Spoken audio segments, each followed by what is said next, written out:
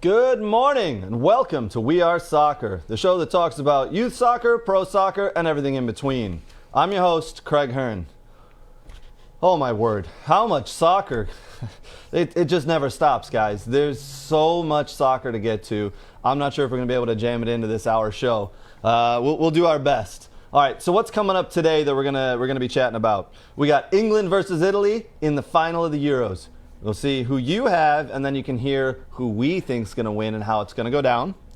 Detroit City are NISA champions. Our local pro team, Detroit City, won the NISA championship last weekend, and what a party in Detroit it was. And then I was lucky enough to interview a player who played all 120 minutes of the Nations League final against Mexico. What a player, what an interview. Stick around and you'll find out who that was, because we'll have a few minutes of that interview coming up a little later today. All right, so let's welcome in a person who some of our viewers have dubbed my sidekick. He really doesn't like that tag, so I think he's dubbed himself the bodyguard. Let's welcome in Nate to the show. Nate, how you doing, buddy? Doing great. I'm fine with sidekick. Yeah. You know, they like Batman and Robin. You know, I am definitely Batman. Yeah, you'd be Batman, and I'd definitely be the Boy Wonder. Yeah. That's yeah. strange to say, but yeah. Well, let's go with that. I brought tights. And we do sit in the Woodward Sports studio here in Birmingham, and one of the other shows that's on the Woodward Sports Network is the Belizean and Bell show. I believe you made a comment the other day that if it came down to it, you could take Joik Bell, who, for our viewers, just so everybody's aware, is a probably 6'2", 250-pound former NFL player. And when you adjust for height, we're about the same. All right, we're about the same. I'm not obviously 6'2". I'm slightly shorter, more towards the Hobbit end, or the Schreier patch. But I'm mighty for a guy my size, and I'm lean. All right, I'm lean. All right. I'm feisty. I like it. And if it came down to it, I got you. I got this here. All right. I will defend the honor of We Are Soccer. Love it. My bodyguard has shown up, and he's pretty witty too, so we're glad to have him back. Thank you, Nate. Thank you, Nate's wife, for letting Nate come out this morning and participate in the show. Yes.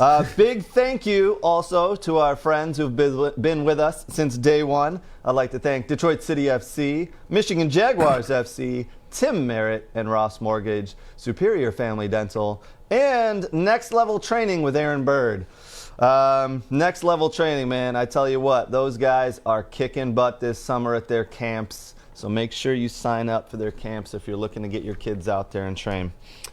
Big shout out to Aaron at Next Level Training, because Aaron was the one who hooked us up with our interview that we mentioned earlier with U.S. men's national team player and someone who is also on the Gold Cup roster. So he played in the Nations League final, all 120 minutes.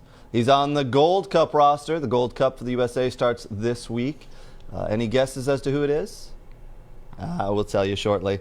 Also, big shout out to my brother-in-law and his wife, Lindsay, on the birth of their new baby boy, Anders. Congrats, guys. Welcome to the family, Anders.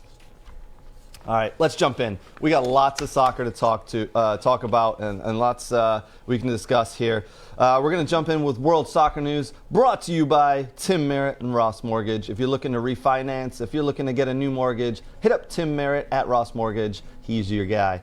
All right, so in the finals tomorrow of Euro 2020, we have Italy versus England. But how do we get there is what I want to say. So Italy beat Spain in the semifinals, and England beat Denmark. Both games went into extra time. Both games super close. We won't discuss each game. I'm sure you guys you watched the games. I'm sure you've seen everything that went on with them. There is one clip I would like to kind of talk about. We'll talk about the penalty. The swimming? Penalty or no penalty. If you have that clip, Adam, do you think you could play that, please? Take a look at this, guys. Oh, he's breathed on. Touched. Oh. Touched. Penalty. Oh. Penalty. Come Wow. on. Look at this. Full speed. Touched. knocked over. How is That that? That's a penalty. That's a clear penalty. So touched. He's falling forward before he touched him. Weird. I'm telling Interesting. you guys. And he's going down now. And then he's touched. So, as a former player myself and a forward who makes runs into the box at high speed, it is when you're on your toes and you're running with the ball, the slightest knock can take you over. But the defenders, two defenders in that instance, made a mistake. One stuck his leg out and the other put his hip into the player. It went to VAR. VAR said, "Yep, you're right, referee. It's a penalty." So that's not what it said, actually. The VAR looked at it. Yeah, VAR looked at it and they said it wasn't because the ref called a penalty that it wasn't decisive for them to overturn it. So the problem was the ref called the penalty. Listen, my issue with this is if this is where the game is going, we have a huge problem. And you're saying, well, as a forward, and I'm saying as a defender, so I'm on the other side of the ball. Yeah, you know what? A little contact happened. Not enough for him to go flying to the ground like that. Is it? Honestly, I don't blame him. I don't blame Sterling. That's the way the game's now being played, and that's part of the problem. And it wasn't like this years ago. It's going the way of basketball. If you remember the old bad boys and what they used to do, the Pistons. Sure. Right? And now you look at the game, and a guy gets breathed on, and there you go. He's going to the line to shoot the ball, right? I'm not a big basketball fan, but that's the way I look at it. And I look at it here in soccer, how this is happening, and I think it's a big, big issue. Several pundits, several former refs said that contact was not light enough to give a call in that game. I even told you, way before that happened, and another light touch happened, and I said, you don't want the game to end like this. As a great no call, play it. And that's my biggest issue here. Has nothing to do with England. Everyone's like, oh, you just want Denmark to win, blah, blah, blah. That's shit. I don't care. I'm wearing the England jersey. That's fine, because I kind of would like to see them go forward. That means Germany was, not as bad as a team as we thought if they lost against the best team in the tournament. And guess what? I'd win a bit of money. So it's not about that. I don't care. Didn't care who won that game. I wanted to see a good game. And as soon as that happened, I looked at it and went, this game was decided on that? That's how we're doing this now? And it's ruining the game. It is ruining the game. And you can't tell me that this guy hasn't done this before. I can tell you that's why the Dino video was funny, right? That's why the Dino video was funny against Scotland, because he did the same damn thing, okay? I agree. He did the same, and I don't blame him because that's the gamesmanship now. That's the gamesmanship. And I don't blame the ref because all the pressure and, you got to... I blame the culture we are in now where people look at that and they go, oh, he was killed, murdered in the box. No, he was barely touched. And... It didn't it wouldn't have caused anything. But twice. Jesus. Twice. Here's the problem. All you England fans, all you England mega fans, here's the problem. That's a penalty? That's a penalty. Yep. Yeah? Yep. That's a penalty? I get it. And who are you playing next? Who are you playing next? The masters of the dark arts. Yeah, the fucking masters of the dark arts, excuse my language.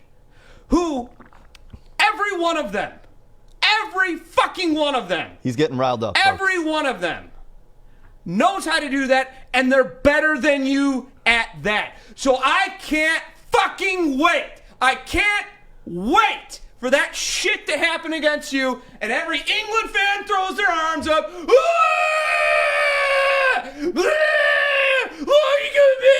And I'm going to go, really? Really? Because the same shit happened. Well, all right. And it's not about England winning. I don't want to see that crap happen at all. At all. Ever. I can tell you, we are playing the Masters of the Dark Arts. Sorry, I can tell you, this isn't. On this. There is. Yeah, you owe me $3 for that coffee, by the way. My bad. That was a double shot, wasn't it? Yes. Yes, we are playing the Masters of the Dark Arts, Italy, but this isn't your father's or your grandfather's Italy. Italy has minus that last game against Spain. They have been very clean. They haven't been defensive like they usually are. They've been good. The last 20 minutes of that Spain game, they use every tactic in the book. You mean where Immobile hit the ground like a ton of bricks, laid Yes. and rolled around there for 5 minutes like he was dying. They scored, popped up, ran around, and then the Italian captain went, well, scoring goals has a strange effect on you. You took the words out of my mouth. Also, I mean, Italy tried to win a penalty. The guy, Immobile, the forward, stayed down. Wait. They scored a goal, and then magically he's cured. I get it. I get it. Both teams have done it. Both teams have tried it, and I get it. And yes, that's the way this game has gone. We could talk about this all day. I will say I have been, let's say you take the bottom 10% and the top 10% of calls out. I think this has been one of the best refs tournaments in years. And I will also go as far to say that VAR has worked like it should. Again, minus the bottom 10% and the top 10%. You take that 80%. This has been the best tournament and the best use of VAR. I hope Premiership referees and the Football Association are watching this and looking to see how VAR is supposed to be used, because it has been very, very well reffed. And yes, we have the final tomorrow, Italy versus England at Wembley. I really hope it continues that the VAR gets used properly and that we can see a nice, clean game. And if there are dives, they aren't called, or they're called and the call's going the other way, right? I can see the game tomorrow being cleaner. I can see the game. I can see the referees doing it right. There might be a call here and there. And VAR wasn't, as far as what I read and understand, VAR wasn't the issue here. It wasn't the issue. The issue was the ref actually giving the call. VAR actually did the right thing by not overturning it. It has to be definitive. Yes. Right? So the issue goes in is the soft call. Sorry, it was soft. Not my language, actually. Several other people have said it soft, smarter than me, more prominent than me. That was the problem. Right? Yes. Now, I'm going to ask you a serious question here. You got Stones, you got Maguire, you got Luke Shaw, you got Kyle Walker versus Immobile and some other dudes, right, that like to, I'm not going to go on forever, that like to, do the same thing. Are you going to sit there and tell me that it's not out of the realm of impossibility for something similar or even worse to happen? It is definitely not out of the possibility, the realm of possibility for that to happen, because it is Italy, and we do have a fast defender on England, and they got fast players, clumsy player. It could very well happen. And if turnabout is fair play, and the same thing happens, are you honestly going to go, hey, well, yeah. To be honest, no, I won't, because was it a soft penalty? You know what? Let's call it a soft penalty against Raheem Sterling, but still a penalty in my opinion. No, you can't have that be. That's my point, though. You can't have that be the deciding factor of a game like this. Agreed. And that's my issue. But okay. And I don't honestly. Don't get me wrong. I don't want that to happen against Italy and England. I'm hoping it doesn't. I don't think it will, because of the amount of attention that's come down on this penalty and on the Immobile no call, right? So I don't think they care. I don't think either team cares, but who does care is the Referees Association. So I think there will be. We'll see. I guarantee, that call. If something like that happens in the game tomorrow, the referee probably will not call it, and then it will go to VAR, and then he will have to go and take another look at it. I think they're going to be very, very. And here's my problem: they go, well, that was the same thing that happened in the game before. No, now it's the same. No, they won't do that. It's precedent now. We'll see. Precedent now. We'll see. That's my issue with this. It builds and it goes and it gets worse and worse. And if England allow themselves into that position, like Denmark allowed Raheem Sterling into that position, then fair play, right? So I think, just so everybody in the Metro Detroit area knows, soccer is going to be at the Dow in Birmingham tomorrow, along with the Red Devils. And Finesse Clothing. We are hosting an event at the Dow, so come on out and join us for the game. Italy versus England, Euro Final, the Dow in Birmingham, Michigan. 3 o'clock kickoff. We'll be there probably about 2 o'clock, so come on and join, have some beers, join us. It'll be fun. Let's talk about the game for tomorrow. Is Finesse Clothing to have any shirts for me to wear? They may. Yes, they will have shirts for sale. So very nice clothing brand, by the way. I've checked them out. Very clean. I love. Too rich for my blood. Yeah. Maybe you get a discount. I don't know. We'll see. They might charge you double. Yeah. All right. Keys for tomorrow's game. Obviously. Everybody really wants to know what lineup Southgate's going to come out with. Is he going to come out with 5 in the back? Is he going to come out defensive? I honestly think he's going to come out with the very similar lineup to what he put out against Germany, where you've got Declan Rice and Calvin Phillips in the middle. You kind of sit 7 and then do a little bit of a counter. But we all know that Italy have done most of their damage in this tournament on the counterattack because of how quick they are. I'm expecting a very similar lineup to what Southgate put out against Germany. I'm not expecting Grealish to come in until about the 60th minute. Rumors today are circling that Phil Foden has picked up a knock and missed the final training for England, so we're not sure if he's going to make the bench at all. You know the regulars are going to be in there. Sterling and Kane will be up top. I don't think the old back line of Italy can handle 90 minutes of Sterling. So that's going to be interesting to see. What do you see as keys to the game tomorrow, Nate? Well, I mean, I wouldn't change anything in your lineup. Go with what you got. We got you here, and they played really well against Denmark. So why I wouldn't tinker with anything. I would go exactly the way you've been playing, unless there's outside of injury or fatigue or anything like that. Go with what you got here, and I think Calvin Phillips in the middle is going to be a key to this game. Yep. I think he's had a great tournament, and I see him as being that deciding factor of really preventing that quick counter attack that Italy has. I have a different opinion about Italy's back line. I think they're very good, and I think that experience is gonna play through for them. I think they're going to hold back a little bit like Spain, and yeah, like you said, look to beat you on the counterattack going forward, going quick, and hopefully England's back line can stay stable against faster attacking players than I think they've never seen in this tournament so far. I agree with you. Or haven't seen in this. I think Italy are more than willing to give up possession. They're more than willing to let England have 60, 70% of the possession, sit back and break out on the counter. England have some pretty quick defenders, right? So obviously Kyle Walker has to be one of the fastest people on the field no matter who's on the field, because that dude at 31 years old is just unbelievably fast. He is, in my opinion, one of the keys to stop that counterattack. But he also likes to get forward and get into space and cross the ball. So I think Italy are going to try to take advantage of that. As soon as they see Kyle Walker get up into the play and try to get on to cross the ball into those forwards, as soon as the ball is cleared, Italy is then going to break down his line or the opposite line and take advantage of that. Because on the opposite side is Luke Shaw, who's quick, but not Kyle Walker quick. So the only downside I see is Italy has played teams that have fast, quick, and very good players, attacking players. Belgium, Spain, even though they couldn't hit, a lot of things, but they're still fast, quick, and play well.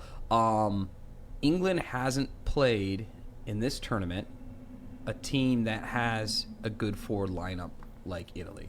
Germany, especially outside the knockout stage. Germany, lacking attacking talent for sure, lacking a forward, was going into the tournament. Ukraine, Ukraine really didn't have any type of threatening forward. And Denmark, they had a couple guys, but not like Italy. So I think Italy has a bit of an advantage for that. But I think England's big advantage that nobody really talks about as much is the bench. And you saw it against Denmark. When things start, going a certain way, they can bring in quality players off their bench that I don't think Italy has the same. So I think England definitely has that bench where they can bring in Grealish, Sancho, Rashford. Some of these guys, you go, why aren't they getting the playing time? But that's why they're there, to kind of come in and change the game. They're game changers for sure. That's part of the reason. That's a huge advantage. That's part of the reason Grealish, I think, doesn't start a lot of these games is because Gareth Southgate's using him as that game changer in the 65th minute when the legs of those defenders are tired because Raheem Sterling and Kane have been running around them for 60 minutes. All of a sudden, you're like, oh, great, now here comes a guy who loves to dance on a ball and is quick and can do some damage. I think this game is going to be close, as any final is. Even when you have one very good team, one poor team, if it's a final, the playing field's leveled out, and there's going to be a tight game, right? This is going to be a very tight game. It could go either way. There could be a bad call, could be a good call, and this could be a 1-0 or a 2-1 game. I don't know. Either way, I can tell you right now from what I've heard from folks in England, people are just happy to have an England team that is represented well, that has played very well, and is finally in the final of a tournament for the first time in 55 years. Kind of stumbled over my words there. England haven't been to a major tournament final in 55 years. The country right now is buzzing. They are just overjoyed with being where they're at. I hope the players understand that, hey, we're just happy they got there. It's a lot of fun to watch. It's been a great ride. As long as we don't get slaughtered 3-0 in the final, I think everybody will be happy and everybody go home happy. Having England actually win would really top it off. With that being said, why don't we get a small prediction from our group here? Nate, why don't you go first? Who do you predict is going to win tomorrow, and give me a score? Well, hurts me to say it, but I get over it. It's coming home. Yes, there it is. It's coming home. It's coming home. I think it's going to be close. I don't think it's going to be decided in regulation, and I think it's going to go into 120. I think it's going 120, huh? I think it's going to be 120. I think it's going to be close. I could see a 1-1 going into 120 and then it ending 2-1. All right, I like that. All right, Adam, what you got, buddy? Who's winning and what's this? Give me a score. All right, well, first of all, the Facebook chat thinks Italy is going to win. 75% of the people that have voted on the poll have chosen Italy. England's the better team. Yep. They have the more talented attacking front. That's clear. Midfield, I'd say, is pretty even. Back four is what will cause England to lose. I'm going to take Italy. You have Luke Shaw, Harry Maguire. Your goalie is Jordan Pickford. That is a mistake waiting to happen. And he's gotten away with many mistakes. Let's keep in mind. Like Jordan when he rolled Pickford. the ball out. He has not been punished yet. I know he has this amazing clean sheet record that's been rolling this entire tournament, but it's false. It's actually teams have not been able to finish their chances against England, and all Italy needs to do is score 1 or 2 goals, and this game is going to be more than likely over for England. So you're going Italy. All right. I'm sorry. You want to put no, I get it. Good. I'll buy Birmingham roast for the next month if England wins for you. Ooh, Fair? I like that. All right. I love it. Birmingham roast right next door. We get our coffee and tea from them every morning. Give me a score prediction, Adam. What are we thinking score-wise? What do you got? That's a good question. I'm going to say you're going to have a 2-1 final, Italy. Okay. But honestly, 2-0 wouldn't surprise me either. Okay. All right. I like it. All right. So we've got 2-1 or 2-0 for Italy. Adam's predicting. Nate is predicting 2-1 to England in 120 minutes. I am actually I'm predicting a 2-1 scoreline as well. I think I'm going to agree with you, Nate. I think it goes 120 minutes. I think it's 1-1 at the end of full time. England then come out for that 30 minutes of extra period time and just take it to Italy. Italy will be tired from all the defending they've done. I think the ball gets put in the back of the net by England and win it 2-1 in 120 minutes. So let's hope that you and I are right. All goals from Jackie Grealish. Yes. No, I think Kane 6-0 England. Grealish, man. If that happens, look at how bright. Zoom in his face. If that happens, how bright. This is the idea that Jack Grealish winning it all. What he's saying. Oh, look, again, ear to ear. I've never seen a grin that big. To be fair to Nate's point, The last time Italy were in a Euro final, Spain absolutely embarrassed them. So that's not out of the realm of possibility. I mean, you could go last time that Denmark got as far as they won. They went all the way too. I mean, history is what it is. Right. You know, it's a big game tomorrow, folks. I'm sure there'll be hundreds of millions of people, if not a billion people in the world watching. Make sure you tune in. And like I said, if you're in the Metro Detroit area, come down to Dick O'Dowd's, the Dow in Birmingham, Michigan, and join us to watch the game. I'm sure we're going to have a lot of Italian followers and a lot of English followers, so it should be a fun time.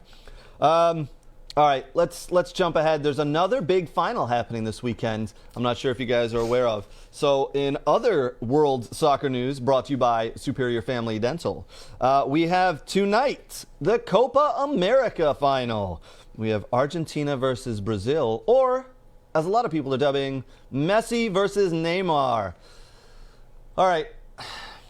I know a lot of people probably haven't paid attention to Copa America in the last couple of weeks because of the Euros and how dominant that's been. But Copa America has been humming along, and I've watched a lot of the games. It's been very entertaining. Some of the unfortunate pieces that have happened are the fields they're playing on. They're just not good fields. We also know that South American soccer is very lacking in defense and lots of rolling around in the ground. A lot of Neymar-esque type stuff. There's a lot of anger, though. There's so much anger in these games. So much anger in these games. But what I will say is some of the games have been really entertaining. I've watched a lot of the Argentina games. I've watched a lot of the Brazil games. Brazil have dominated. They look really good. Neymar he's on his game right now.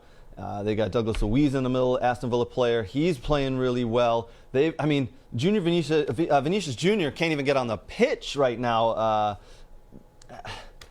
for Brazil. They have a lot of stars. Thiago Silva's playing really well. So they're playing against who I like to call the GOAT, one of the best players of all time, Messi.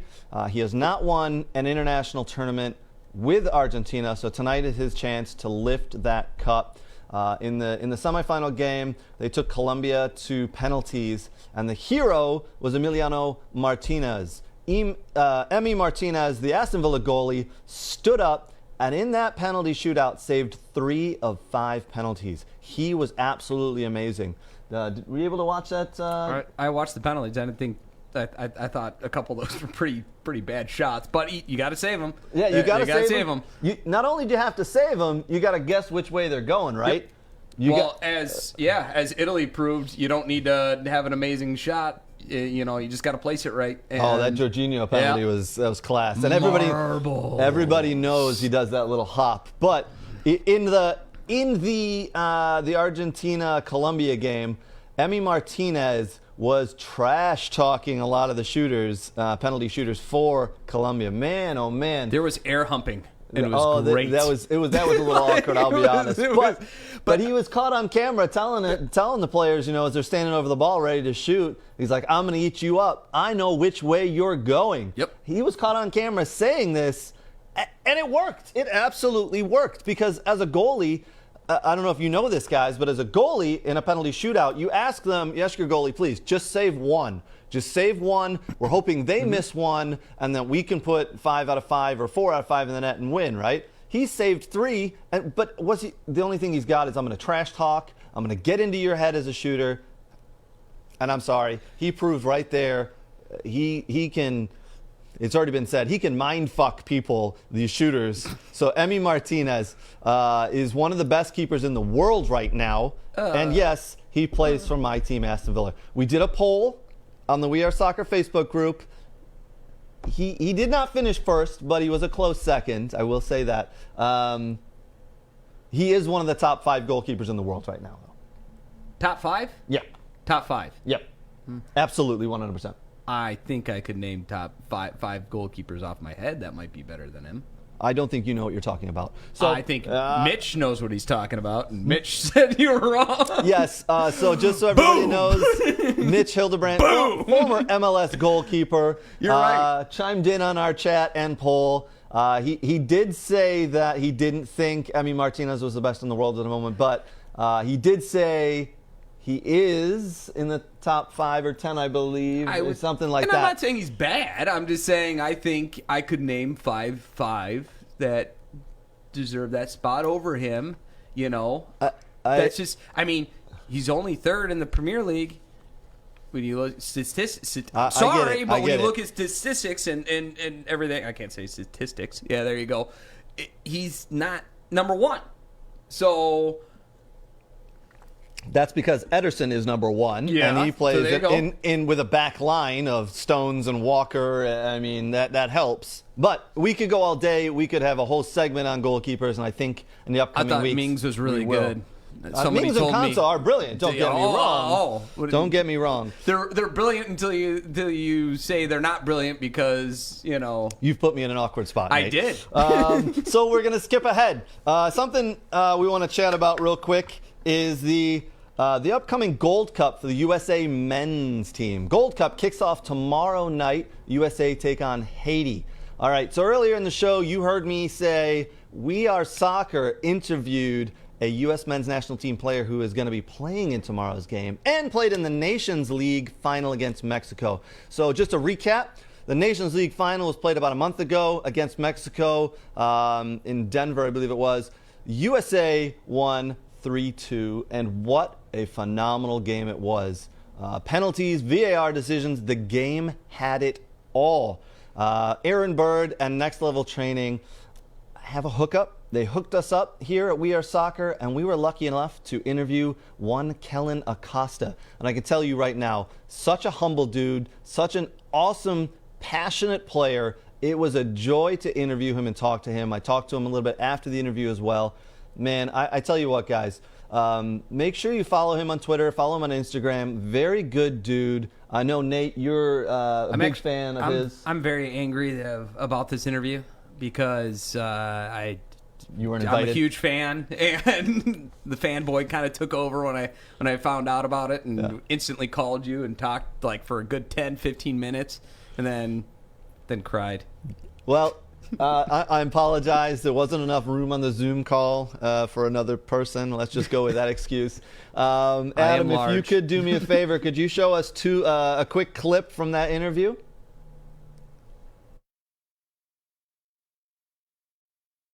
Piece of silverware, but I'm still on cloud 9 from the Nations League final victory over Mexico. You and the team were absolutely phenomenal, and it was such an entertaining game for us fans. What was it like playing in that game, man? Yeah, it was definitely pretty crazy. I mean, the game had a bit of it all. Had goals, and had the chippiness of a big rivalry. Fans throwing things to VAR decision. It was, everything you kind of wish for as a fan, a spectator in a final. I mean, maybe not us as players, because there was just so much anxiety going on and what calls going which way, scoring. It was a lot though, but it was definitely exciting times, and obviously it's a lot sweeter when you get to beat your rival in the final. Absolutely. Have you played against Mexico? You might not have played in that level of a game, right? But have you played against them before? And has it been like that chippy? It's always chippy, right? It's always a good game. Definitely. But I think it's a little bit different when you have something at stake and you're playing for some silverware. But I think it's also a pride thing and bragging rights. Yep. And so, every game is a battle and a fight. But this game, it meant a little bit more because, like I said, at the end of the day, you want to win. You want to win something and hold up a trophy. And so that's why it makes it a little bit sweeter. Absolutely. I'll be honest. We had a group of guys here at my house watching the game, and it was nuts. That letting a goal in the first minute kind of put a little bit of a sour note on it at the start. But man, credit to you guys and the way you guys came back and really got back into that game. Like I said, it's been a month or so now, or whatever it's been since, and we're still, there's us casual fans, we're still talking about it, and we're still kind of going through things. And man, it was so fun to watch. I can only imagine, like we were talking about, how bad or how interesting and nerve-wracking it was for you guys on the field. It had a little bit of everything, which was awesome. So the Gold Cup roster, it's a little bit different from the Nations League roster that they had. How are preparations going for the Gold Cup, and what are you guys looking forward to? As you have a game this Sunday, correct? Correct. Yeah, for me, it's been a little bit different. I just got here yesterday. So the group of guys have been here since Monday, but I showed up late because I played with a game in Colorado. on Wednesday. But as it's shaping up, I mean, it's going to be a great test for all of us. I mean, big game, first game versus Haiti.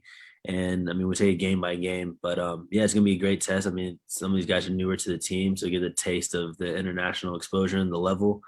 And it's an opportunity for us to lift up another piece of silverware.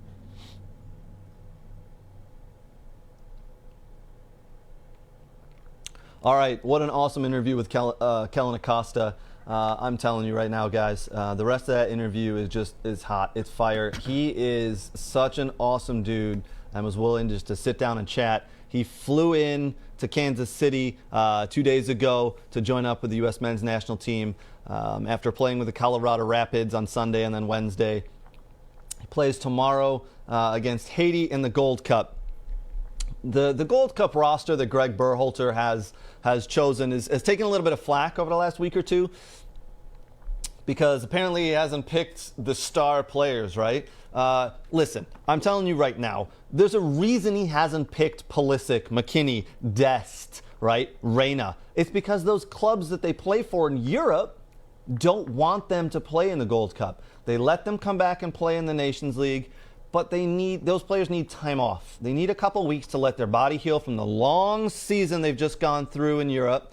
Let's take Pulisic, for instance. He played all season for Chelsea, went all through the Champions League, played in the Champions League final, and then just flew over here, jumped in and played in the Nations League games with the U.S. team. There's no way Chelsea were going to let him do training with the U.S. men's national team and then play in Gold Cup games because guess what? The season starts August 7th. We're at July 10th right now, all right? Gold Cup goes for another 3 weeks. What, he's going to have a week off in a year? That's not going to work. Chelsea we're never going to allow that. Just like Juventus were going to allow that for McKinney, and Barcelona weren't going to allow that for Dest. So Berhalter did the best he could, and I really, really like the players he's chosen for the Gold Cup roster. Just to name a few, obviously we got Kellyn Acosta on there, Sebastian Lletget. He has, who else we got? Paul Areola, Daryl Dike. Listen, we got Zardes in there. There's some good players on this squad, and a lot of them are MLS based. It's time to get these young players kind of blooded in, get them some playing time into this in the national team, see the setup.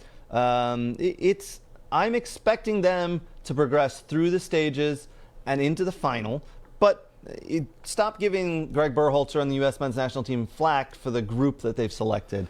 Nate, anything you want to kind of chime in with? Because I know you're a huge fan of the roster and what's going on here. A smart coach said once, instead of thinking about why is this happening to you, why is this happening for you? Change your mindset, right? And to be honest with you, having a large player pool and knowing what players can do is a good thing. So I think it's, even though you're not going to get some of the stars, if you will, I hate to even use that word because they're all stars. It's very hard to play for a national team.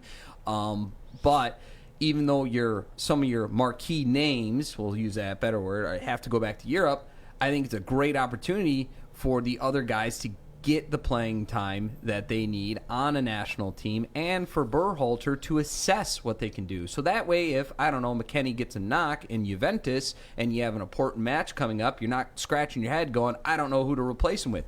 There was other national team coaches in the past that didn't do this. They called the same guys in over and over and over and over again, and then all of a sudden somebody got hurt and everyone would go, well, we don't have a right back now. Or we don't have a left mid now because so-and-so's hurt. Well, now you got a roster pool of players, and you know what they can do. And now you had the National League, and you had the marquee names, if you will, playing. You saw what they could do. They're going to go back. Now you have another tournament, and you can bring in these guys to see what they can do. And I think that's great. And I'm excited to see Acosta. I'm excited to see Yuval. I like them a lot, both them in the mid. I'm excited to see DK. I'm excited to see more. Some of these guys are not going to get the time at this moment, or might have not gotten the time over, Adams, McKinney, and some of these other guys in these tournaments. So now it's their time to go out there and show what they can do. And that doesn't mean that they're less. I don't view it that way. I view it as they're just not the name or the flavor right now on everyone's mind. Right. So now they can go out there and show that they're not vanilla, maybe show that they're a little bit chocolate or rocky road, if you will. Ooh, I like that. But you bring up a good point. You know, you can't keep playing those marquee players, we'll call them, because again, they are playing at the highest level in Europe, and if they pick up a knock, and they can't all of a sudden jump into some of the qualifying games that you have coming up, and the USA, once the Gold Cup is done, do have big games coming up in the fall, so you got to know who the second, third, fourth string players are in certain positions. So I really like the fact that these players are getting playing time. And I was an opponent of the hire of Greg Berhalter when it happened. But I said I'm going to give him time, and I think he's done a very good job. I think he put out a really strong team, and I think he played really well. Played a really good team and a real good formation against Mexico in that Nations League final. And I'm going to give him kudos to the lineup he's got, the roster he's got here, and I have no doubt the Gold Cup will, the USA will advance through the knockout rounds, into the semifinals and final. Whether they win it, I don't know, but either way, I think Greg Berhalter is going to learn a lot about some of these guys that he doesn't get to see a lot of. The only way the USA national team is going to get better is if stuff like this happens. So, yes. To be honest, I was not a fan of the Berhalter hire at all. I'm slowly starting to become a fan. I'm not 100% there yet. I'm slowly starting to become a fan. I'm slowly starting to like what is doing. And the other thing with the Gold Cup is I believe after the group stage you can reconfigure your roster. I think that's still a thing. And so they might be able to bring some of these guys back in after they get by the powerhouses of Canada, Haiti, and Martinique. and whoever. Saint Martinique, So yes. when they start actually playing some of those, because, the top three advance, I believe, if memory serves me right. So once they get to those harder nations in our area, I believe they can bring in some of those players to help. Great. If the clubs let them go, and if maybe they don't, maybe things are going so smooth and the chemistry is there, they say nope, because you don't want to bring in a name and mess up your chemistry. Right. I hope he sticks with the roster he's got. I hope he sticks with the lineups he's got, and he'll learn a lot. And we'll see how they do in the coming weeks. We'll be chatting about those games. So, like we said, they play Sunday, they play Thursday, and then they play the following Sunday. So, lots of soccer coming up for U.S. men's national team. Be sure to tune in and watch as our buddy there, Kellyn Acosta, is on the squad and will most likely get some good playing time. Check out the rest of his interview there with We Are Soccer, where it's on Facebook, it's on Instagram, it's on YouTube, it's on all of our social channels. In that interview, he kind of gives a little bit of a hint about what he wants his career and how he wants it to move forward. So where does he want to be playing in the next couple of years? And then also he mentions what he picks up from Christian Pulisic during training, and how he kind of watches some of those guys who are playing in Europe. So go ahead and give that interview a watch. It's a very good one. So thank you again to Aaron Bird and Next Level Training for the hookup there. Yes, Aaron Bird and Next Level Training do train the pros. So we may have another interview coming next week with a big name, another big name. So fingers crossed. Once that happens, we'll let you know. All right, we're going to jump into one of my new favorite segments we have. We're going to do buy or sell. So what is buy or sell? Well, I'm going to throw out a topic or two to Nate here, and he's going to tell me whether he's buying it or selling it, and then we'll discuss. All right, so here we go with buy or sell. Just so everybody knows, Barcelona. Yes, the Barcelona are in big trouble. They are over a billion. It sounded like what was the Austin Powers movie there? $1 billion. Yeah. They're over €1 billion in debt, and currently they need to cut €200 million from their wage bill. So they have to sell players and then lower the salaries of a lot of their players. For example, they just signed Memphis Depay to a contract. Hasn't even played a game with them yet, and his salary has been reduced from $7 million to $5 million. Now, how is he going to afford food? I have heard that argument. Don't get me wrong. I've heard that argument. But You signed him a month ago, 3 weeks ago, to a contract of $7 million, and now all of a sudden you're saying, hey, sorry, we're going to have to cut your salary. Hasn't even kicked a ball for them yet. So are you buying the Barcelona are in big trouble here and they're going to have to sell their players, or are you just going to say, nah, it's no big deal? I am buying this like I buy soda water at the gas station in abundance, because it's awesome and I think it's hilarious. You have a team that has 8 forwards. Mm-hmm. You have a team that loaned out Coutinho out to Munich, who won the Champions League, and then Munich wanted to keep him, and they brought him back to sit him down. So you get what you deserve here. It's right. Awesome. Right. So the only question I have is, how are they going to get out of this? And I have a feeling that they're going to do something sneaky and not have to sell a bunch of players and somehow have the football world going, you just did what now? Yeah, I mean, we've seen this before, right? We've seen Real Madrid get around this before. We've seen Manchester City get around this before. They will find a way. So just so everybody's aware, Messi right now is a free agent. He hasn't signed a contract. He can go and play anywhere in the world because he's untied to, he's not attached to a team. We all 100% fully expect him to re-sign with Barcelona, but at the moment he can't. La Liga will not register him to play for Barcelona because they are so far over what they're allowed to spend. So just so everybody's aware, La Liga has, we'll call it a salary cap in place for each team for the upcoming season. And again, Barcelona are over that, so they need to cut their wage bill. They have to sell players on the cheap just to get rid of them. They've got to cut their wages, and then they can start to re-sign some of these players. I believe there's 6 players they've signed this summer or need to sign, and they actually can't. So Barcelona will find a way. There's no way Barcelona are going to start the new La Liga season without Messi, without Depay, without Aguero. They will find a way. They'll get slapped on the wrist, I'm sure. But it's one to keep your eyes on. All right, next buy or sell topic. Sergio Ramos signs a 2-year deal at PSG. He's 36. Are you buying or selling this as a good deal for PSG? For PSG, I'm buying this. Yep. Like I buy lots of meats at the deli. I think it's a good fit for him. He's going to a league that, I hate to say, not to take anything out of PSG in the French league, but it's not that, I 100% physical. Agree. It is not a good league. It's less competitive. Yeah. They can use him in maybe bigger matches. They can use him more sparingly. He doesn't have to be the starter. They can just roll him out for the Champions League.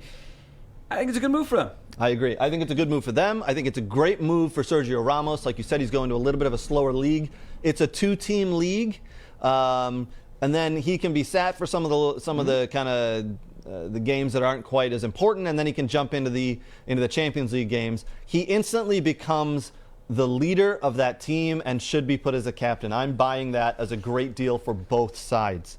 Buying or selling Ethan Horvath, the U.S. men's national team goalkeeper, the savior for the U.S. men's national team in that Nations League final, to Fulham.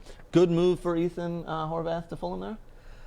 I am buying this like I buy supplements from my supplement company that I get all my supplements from. I was going to name drop, but they're not a sponsor They're not yet. A sponsor. So no, but I like your supplements. Yes. Anyways, yeah, I love it. I think it's a good move for him. Right. He's going overseas. He's going for a team that he could be a starter for, and I think he's going to do great. Well, he is already overseas. Sorry, so he's moving up from where he is into a more competitive league, and I think it's a very good move for him, and I think he'll still be a starter for a team that he's moving up for and progressing. Fulham are in the championship. Yep. And the championship is a slog of a season. Mm-hmm.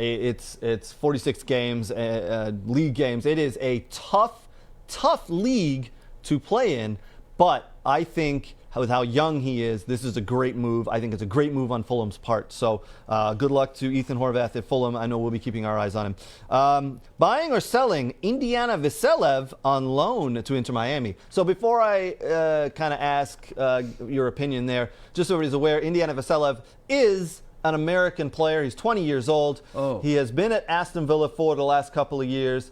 He broke into their first team 2 years ago, a year and a half ago, hasn't played much. It's kind of regressed. And now Aston Villa have loaned him out to Inter Miami in the MLS. Buying or selling this move as a whole for players, young players going to the MLS to try to get playing time? It's a good thing you clarified that, because I thought we were talking about where I vacationed last weekend in Indiana.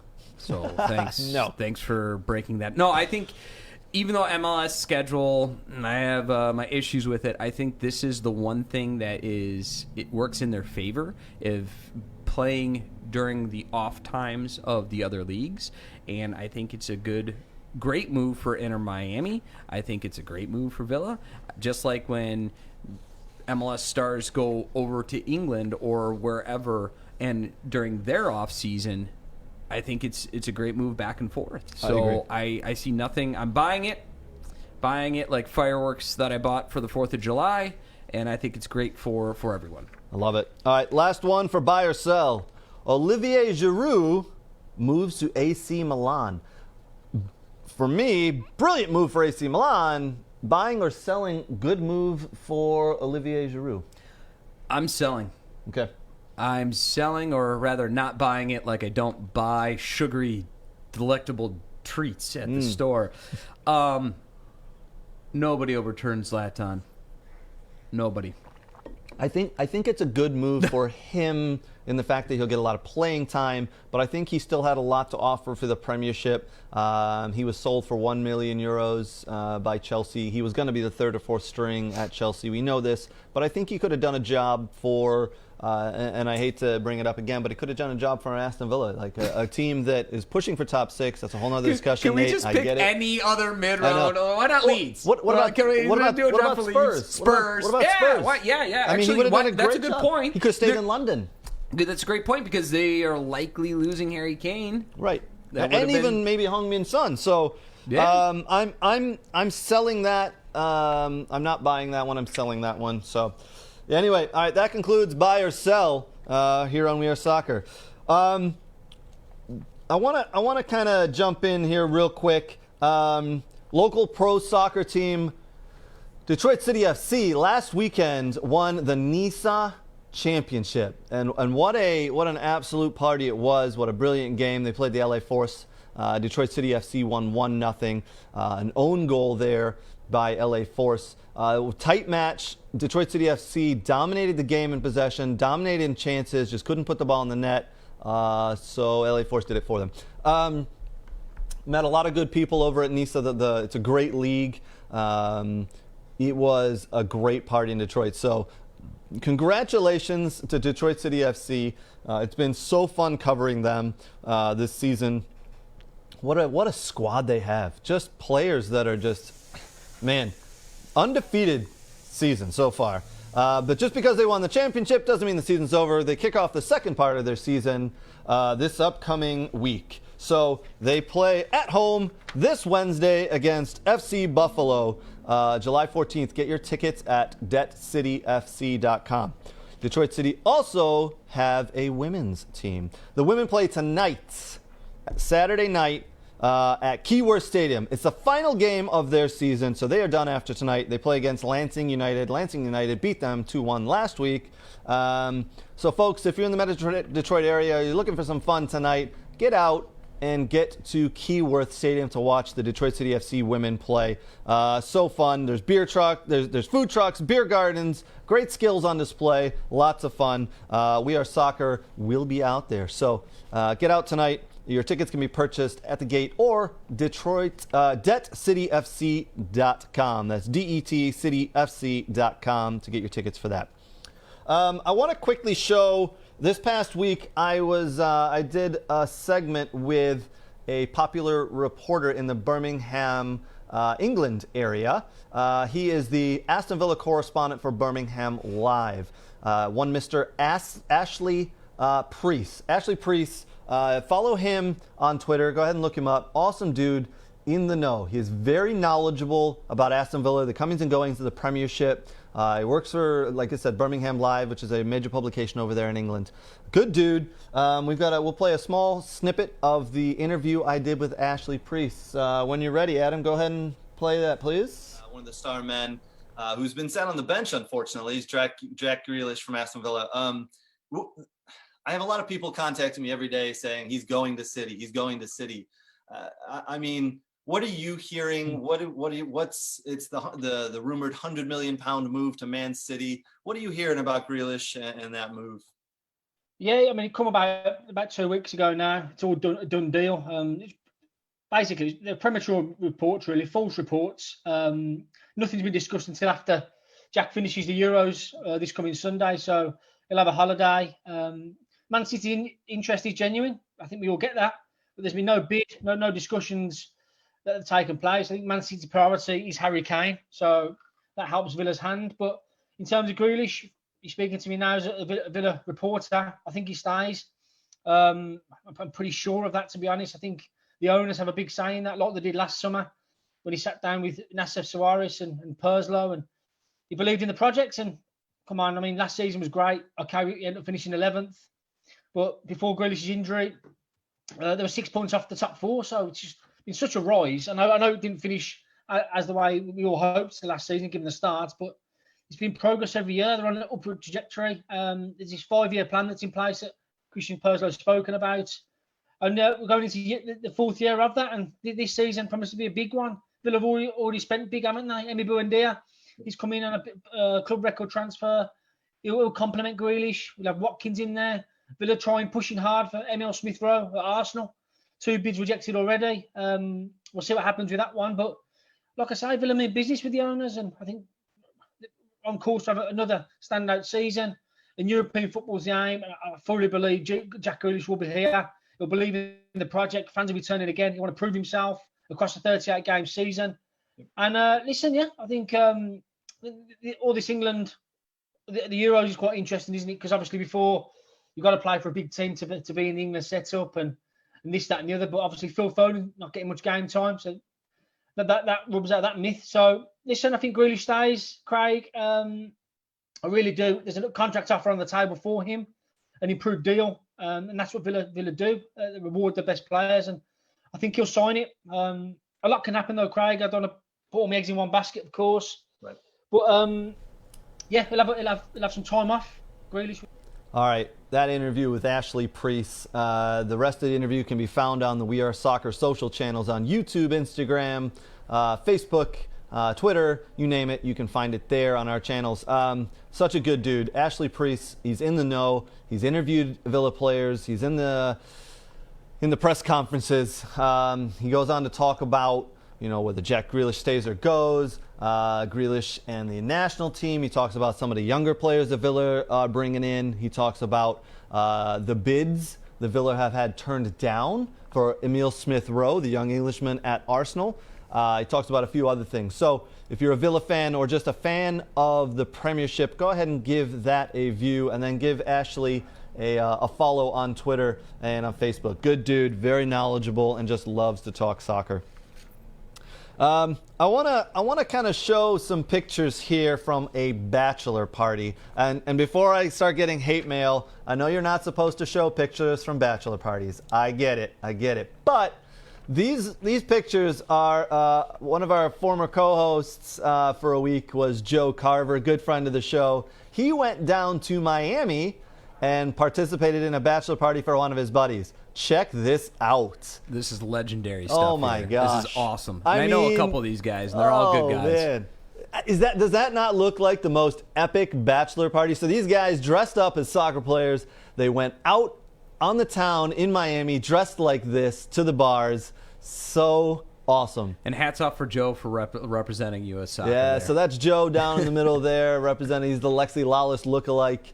But I mean, man, you got Terry Butcher, you've got Gascoigne, you've got Colin Hendry, you've got Hendrik Larsson, Baggio, unbelievable. So Joe and the boys who went down to Miami for the bachelor party, epic. I am just, I'm very jealous. Who would you have dressed up as if you could have attended?